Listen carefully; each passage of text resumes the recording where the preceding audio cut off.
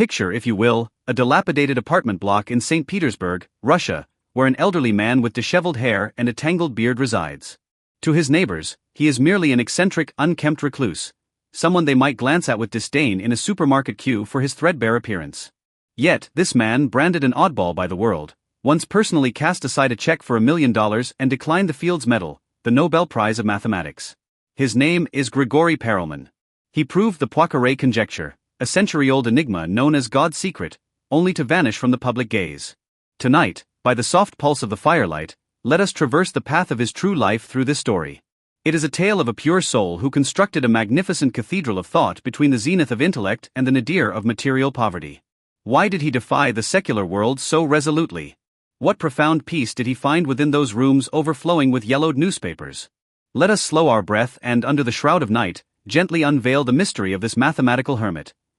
Late one night in 2002, the tranquility of the global mathematical community was shattered by several drafts uploaded anonymously to an academic website.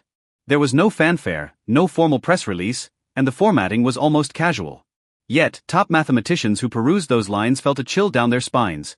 They realized that the Poincare conjecture, a riddle that had vexed humanity for a century, might truly have been conquered. The author was none other than Grigory Perelman, who by then had been vanished from the public eye for 7 years. During that period, he had no fixed income, no social life, and rarely stepped outdoors.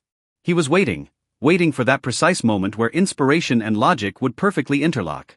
While professors across the globe scrambled to locate this saint via satellite phones, he was at a market in St. Petersburg, selecting the cheapest loaf of black bread. He craved neither peer recognition nor the tedious validation of peer review. To him, the moment truth is inscribed, its mission is fulfilled. Wealth, fame, and even the title of mathematician were, in his eyes, merely the cheap plastic wrapping around the diamond of truth. Truth. Grigory Perelman was not always such an enigma. He was once the most radiant prodigy within the establishment. In his youth, he claimed a perfect score at the International Mathematical Olympiad, displaying a terrifyingly profound insight into the nature of space. Yet, he was distinct in that he never competed for the sake of competition. He sought only the solace found in pure order. During his years at Leningrad University, he was often found alone in a library corner, meticulously scrutinizing the fragments left by predecessors. His mentors once remarked, "Grisha is like a precision machine, but his core components are emotion and principle." In the early 1990s, he was invited to the United States, a path to fame coveted by countless Russian elites. At Princeton and Berkeley, his brilliance was breathtaking, and the most prestigious institutions beckoned with open arms.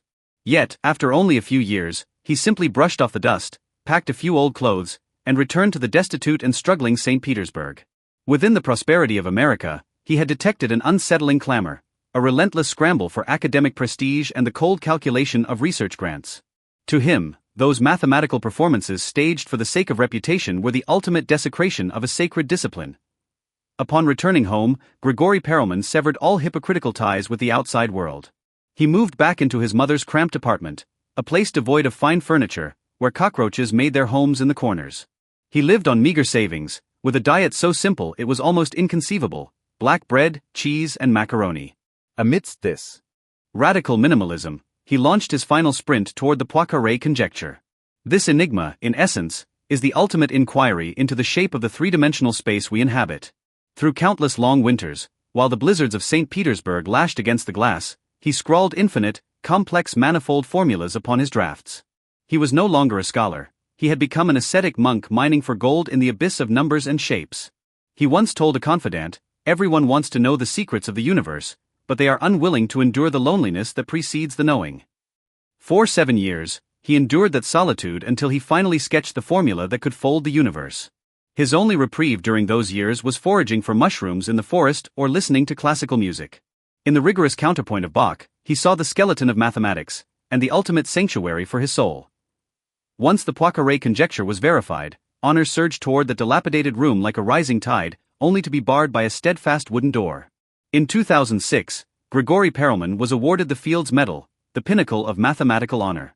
Not only did he refuse to travel to Spain for the ceremony, but even the personal entreaties of the International Mathematical Union's president in St. Petersburg were met with a chilling, "I am not interested." He stated, "My contribution is already there. If the proof is correct, no further recognition is required." More shocking still was the year 2010, when the Clay Mathematics Institute announced him as the winner of the $1 million Millennium Prize. For a man who was then virtually penniless, this was a life-altering sum. Yet, Perelman refused once more. Through his closed door he told reporters, "I am not interested in money, and I do not need sympathy built upon the unjust systems of the mathematical community." He believed the current state of mathematics was rife with hypocrisy, where people focused more on the prize winner than on the truth itself. His refusal was not arrogance, but an ultimate clarity. He saw how the allure of such prizes could corrode a creator's spirit. He preferred to remain free in poverty rather than become a gilded ornament of an institutional system. In the years that followed, Grigory Perelman retreated further into seclusion, becoming an urban legend in St. Petersburg. Occasionally, he was photographed in a threadbare coat, clutching a plastic bag, walking briskly with his head down through worn-out streets. He ceased all professional mathematical research and stopped submitting to journals. Some speculated he was probing even deeper secrets, others mocked him as having gone completely mad. Yet, whenever a neighbor inquired, he would reply with polite detachment before vanishing into the dim corridors of his apartment.